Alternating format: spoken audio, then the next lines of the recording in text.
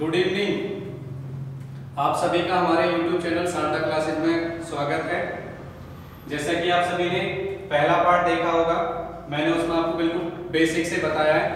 पहले आप सभी ने बेसिक पे प्रैक्टिस कर ली होगी, ठीक है।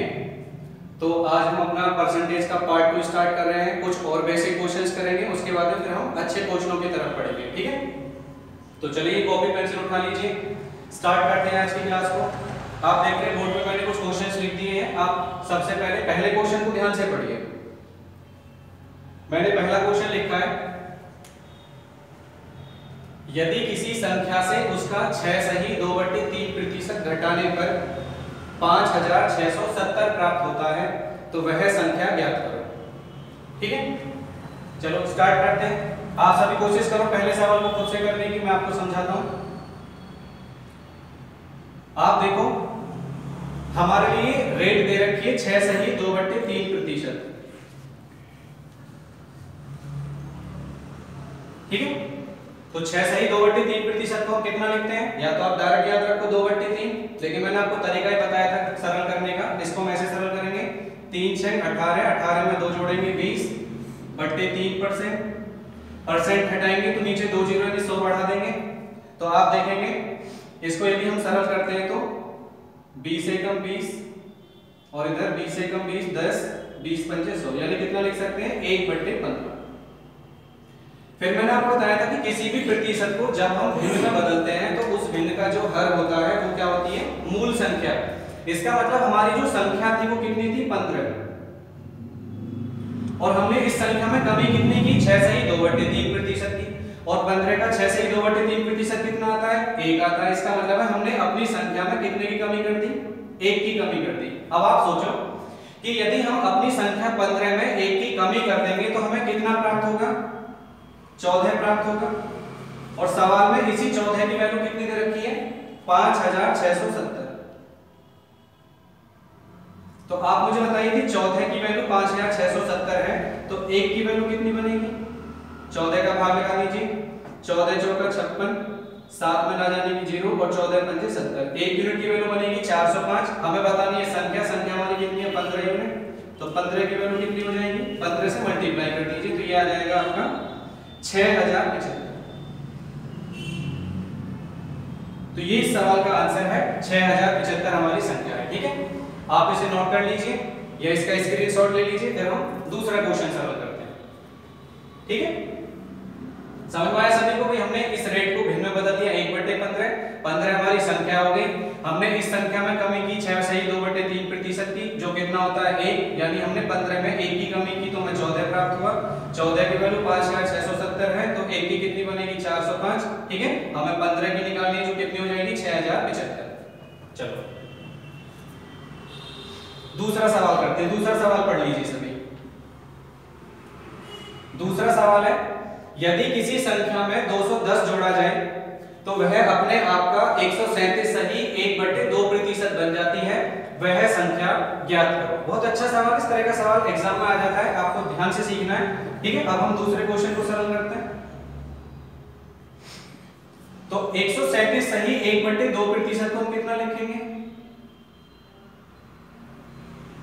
या तो आप डायरेक्ट याद रखो, नहीं तो सरल कर लो। सरल करना आपको मैंने सिखा दिया है। 137 को 2 से मल्टीप्लाई करो, कितना आएगा, या ऐसे सरल करो भाई, 2 सत्ते 14, 14 में 1 जोड़ो 15, 1 हासिल हो गया, 2 3 6 और 1 7 और 2 एकम 2 2/2%, प्रतिशत की जगह नीचे 100 आ जाएगा, यानी कि 200 बन गया नीचे। अब इसे सरल कर लीजिए, 25 से काटो, 25 एकम 25, 2 बचा, 25 एकम 25 और इसे 25 से काटो 8 बार, यानी कितना बन गया 11/8। इस बार ध्यान देना है, 137 सही 1/2% को हमने लिखा 11/8, जिसमें ये 8 क्या है, हमारी संख्या। अब आप सोचिए कि हमने इस संख्या में कितना जोड़ दिया, जो ये अपने आप का 137 सही 1/2% बन जाती है। तो आप देखेंगे कि 8 का 137 सही 1/2% कितना हो गया, 11, ठीक है। इसका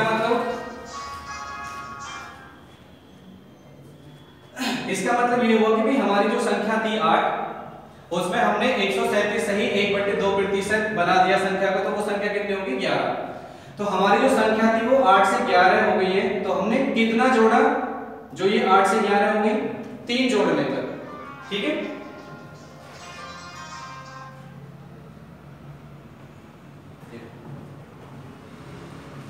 तो समझिए फिर से ध्यान से, हमने अपनी इस संख्या में, ठीक है, कितना जोड़ दिया जिससे कि ये संख्या हमारी 11 बनी, 3 हो गया, ठीक। और सवाल में इस 3 की वैल्यू कितनी दे रखी है आपको, इस 3 की वैल्यू आपको दे रखी है 210, तो 1 की कितनी बनेगी 70, ठीक है। तो इस 8 की कितनी बन जाएगी 560। ये सवाल का आंसर है हमारे सेकंड का। मैं आपको एक बार फिर से बता देता हूं, आपने देखा कि हमने 137 सही 1/2% को लिखा 11/8, ठीक। सवाल में कहा गया था कि जब हम किसी संख्या में 210 जोड़ते हैं तो वो अपने आप का 137 से 1/2% बन जाती है, वो संख्या क्या है। हमने देखा हमारी संख्या 8 है और ये हमारी संख्या 8 अपने आप का कितना बन जाती है 137 से 1/2%, यानी कितना हो जाती है 11 हो जाती है। तो सोचो 8 में कितना जोड़ने पर ये 11 हो जाती है, 3 जोड़ने पर, ठीक है। और सवाल में दे रहा है कि 210 जोड़ने पर, तो इस 3 की वैल्यू 210 है, तो 1 की कितनी हो जाएगी 70 हो जाएगी, 3 का भाग 210 में लगा दीजिए, ठीक है। और संख्या हमें बतानी है, संख्या हमारी 8 है, तो 8 की वैल्यू कितनी हो जाएगी 560। तो ये हमारे दूसरे सवाल का आंसर हो गया, इसे आप नोट कर लीजिए, ठीक है। फिर हम तीसरा क्वेश्चन करते हैं।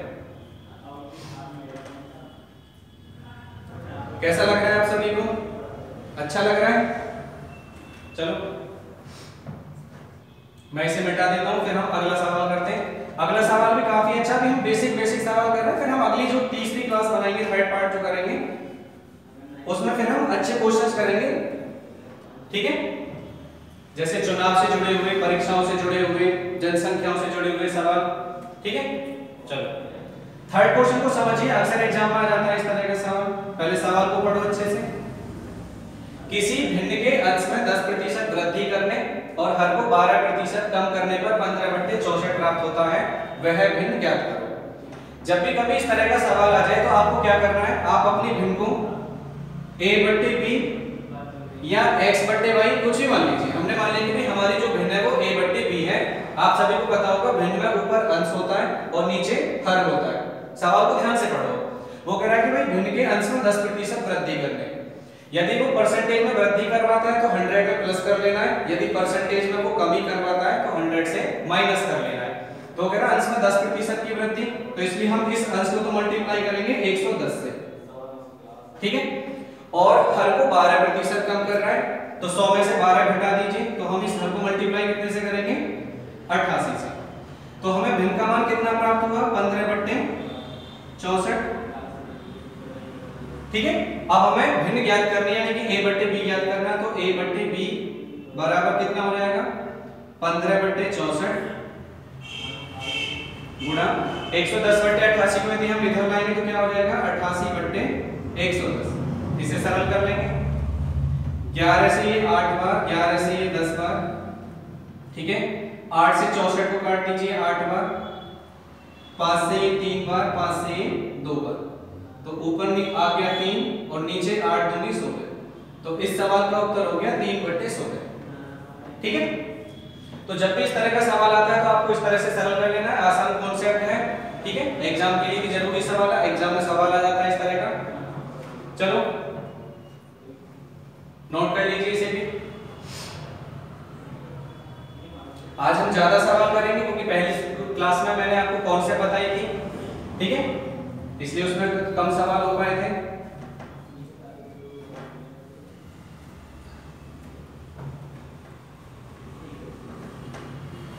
चलो आज की क्लास का क्वेश्चन नंबर 4 करते हैं।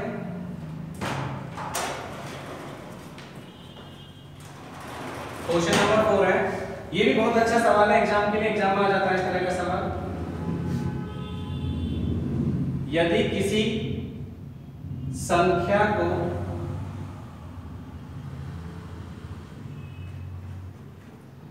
तीन बट्टे 5 से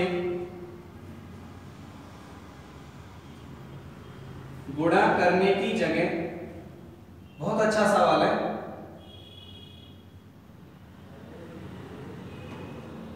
5/3 से गुणा कर दिया जाए,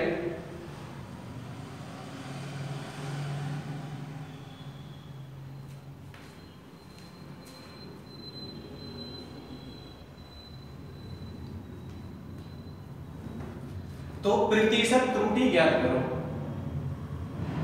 तो प्रतिशत त्रुटि ज्ञात करो क्या? बहुत अच्छा सवाल है, एग्जाम में इस तरह का सवाल आ जाता है। ठीक है, तो ऐसे सवाल को हमें किस तरह से करना है भाई? हमें मल्टीप्लाई कितने से करनी थी संख्या को? 3/5 से, और हमने 3/5 के स्थान पर कितने से गुणा कर दी? 5/3 से। जब भी ऐसा सवाल करना हो तो सबसे पहले वो संख्या सोचो जिस संख्या को हमें गुणा करनी थी। तो वो संख्या हम कैसे सोचते हैं? इन दोनों का जो हर है इनका लैसे ले लीजिए। 5 का और 3 का लैसे कितना जाएगा आपका? 15। मान लीजिए 15 आपकी संख्या थी। यदि आप अपनी संख्या को 15 को 3/5 से गुणा करोगे तो कितना आएगा? 5 से 15 कटेगा आपका 3 बार, 3 3 9। और यदि आपने गलती से उसे मल्टीप्लाई कितने से कर दिया? 5/3 से, तो कितना आ गया? 3 से 15 5 बार, 5 5 25। ठीक है, तो जब भी कभी इस तरह का सवाल आए तो इनके हर का लैसा ले लेना है और उसे क्या मान लेना है? संख्या। फिर आप क्या करेंगे? उनको मल्टीप्लाई करेंगे संख्या से। तो आपने देखा कि पहले हमें 9 प्राप्त हुआ, अब हमें कितना प्राप्त हुआ? 25 प्राप्त हुआ। अब देखो हमें प्रतिशत त्रुटि जो निकालने को कैसे निकालेंगे? हमारा उत्तर 9 आना चाहिए था, लेकिन हमने अपना उत्तर 25 निकाल दिया। तो हमने कितनी त्रुटि कर दी? 16 की त्रुटि कर दी। चाहे उत्तर हम ज्यादा निकालेंगे, चाहे उत्तर हम कम निकालेंगे, तो वो जो त्रुटि होगी वो तो इसी पर होगी। ठीक है, तो हमने जो 16 की त्रुटि की वो किस पर की? 9 पर। और आपको आंसर बताना है प्रतिशत में कि प्रतिशत त्रुटि क्या होगी। आप सभी को मैंने स्टार्ट में बताया था कि किसी भी भिन्न को प्रतिशत में बदलना है तो 100 से मल्टीप्लाई करनी है, वैसे 100 से मल्टीप्लाई कर देंगे। तो आप देखें कि भाई ऊपर कितना हो गया आपका? 1600। 9 से डिवाइड कर दीजिए इसे। 9 एकम 9 बचा 7, 70 हो गया। 9 सत्ते 63 बचा 7, फिर 70 हो गया। 9 सत्ते 63। ठीक है, कितना बचा? 7/9 प्रतिशत। ठीक है, चेक कर लेना कैलकुलेशन को। तो ये इस सवाल का आंसर हो जाएगा 177 सही 7/9 प्रतिशत। एक सवाल हम और करते हैं इसी तरह का जो आपको अच्छे से क्लियर हो जाए। एक क्वेश्चन और ले लेते हैं, क्वेश्चन नंबर 5।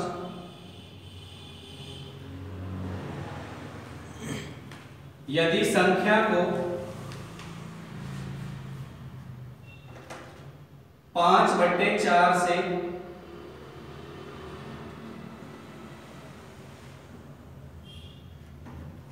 गुणा करने के स्थान पर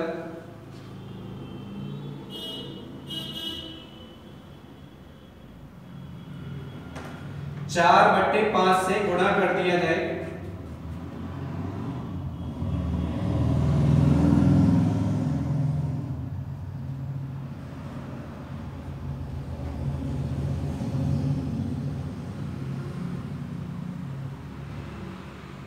तो प्रतिशत त्रुटि ज्ञात करो। ठीक है, देखिए सभी ध्यान से सवाल को नोट कर लीजिए। यदि किसी संख्या को 5/4 से गुणा करने के स्थान पर 4/5 से गुणा कर दिया जाए तो प्रतिशत त्रुटि क्या होगी? मैंने क्या बताया अभी आपको? हमें मल्टीप्लाई करनी थी 5/4 से, लेकिन हमने कर कितने से दी? 4/5 से। तो मैंने आपको बताया कि पहले भाई संख्या डिसाइड कर लो। इन दोनों का हर एलसीएम कितना बनेगा? इनके हर का 4 का 5 का एलसीएम कितना आ जाएगा आपका? 20। तो हमने मान लिया कि भाई वो संख्या कितनी थी? 20 थी।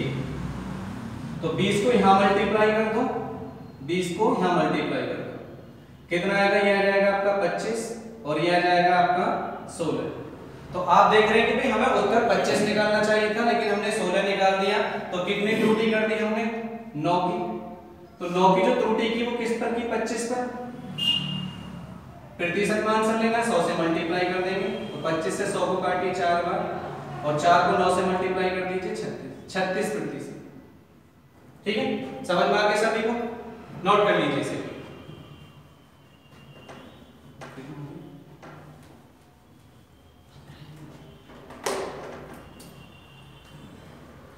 तो कैसा लग रहा है आप सभी को? अच्छा ही लग रहा होगा। चलो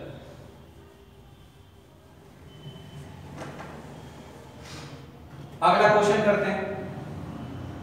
ये बहुत अच्छा सवाल है।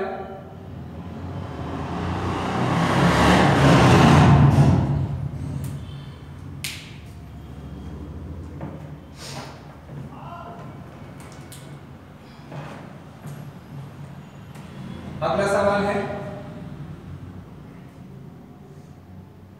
यदि आयकर की दर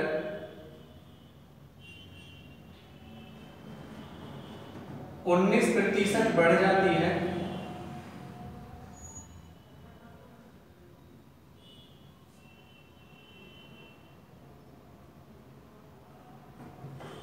तो शुद्ध आय यानी कि नेट इनकम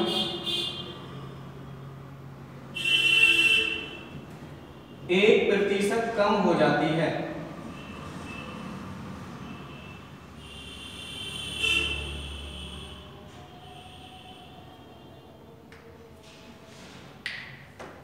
आयकर की दर ज्ञात करो।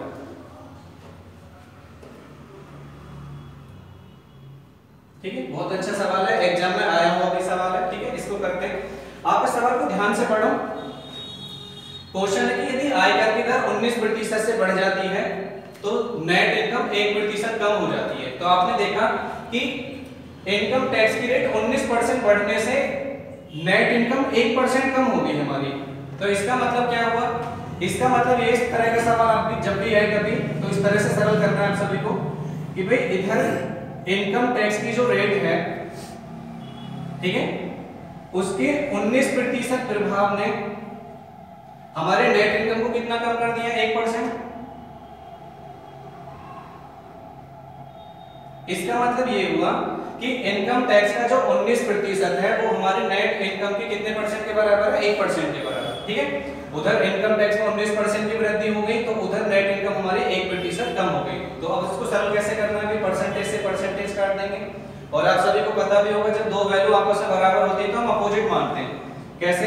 आईटी यानी कि इनकम टैक्स मानेंगे हम 1 और नेट इनकम कितना मानेंगे हम? 19। इसका मतलब ये है कि 1 रुपये का इनकम टैक्स देने के बाद में आपकी जो नेट इनकम है वो कितनी रह जाती है? 19 रह जाती है।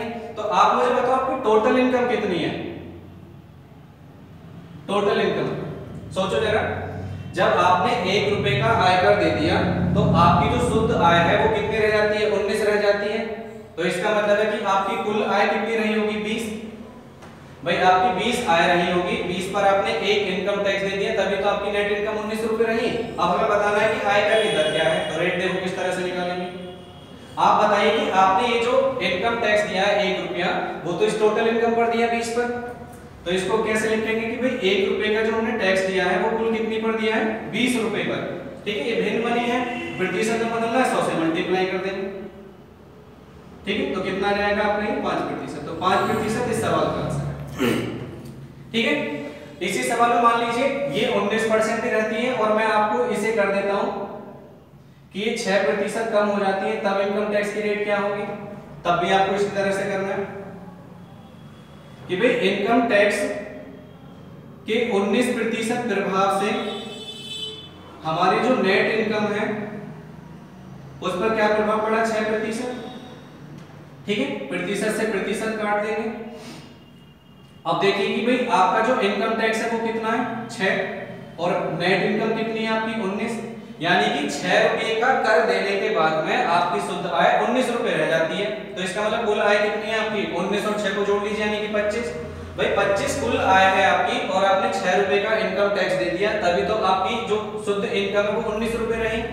ठीक है, तो टोटल इनकम कितनी आ गई आपकी? 25 रुपए। अब रेट निकाल दीजिए कि आपने जो 6 रुपए का इनकम टैक्स दिया है वो कितने पर दिया है? 25 पर। तो 100 से मल्टीप्लाई कर देंगे परसेंटेज निकालने के लिए। तो 25 से 100 को काटेंगे 4 बार और 4 से 6 को मल्टीप्लाई करेंगे 24। ठीक है, तो 24% इनकम टैक्स की रेट है। उम्मीद करता हूं आप सभी समझ पाए होंगे जो मैं आपको समझाना चाह रहा हूं। ठीक है, नोट कर लीजिए इसे। क्वेश्चन ठीक है,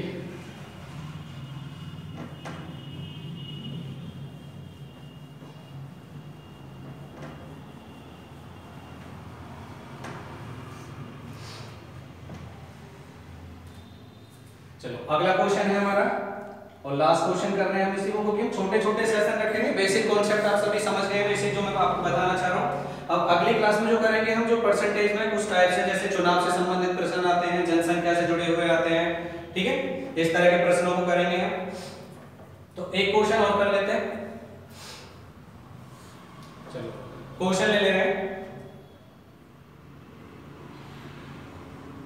ये भी एग्जाम का आया हुआ सवाल है कि x y से 20% कम है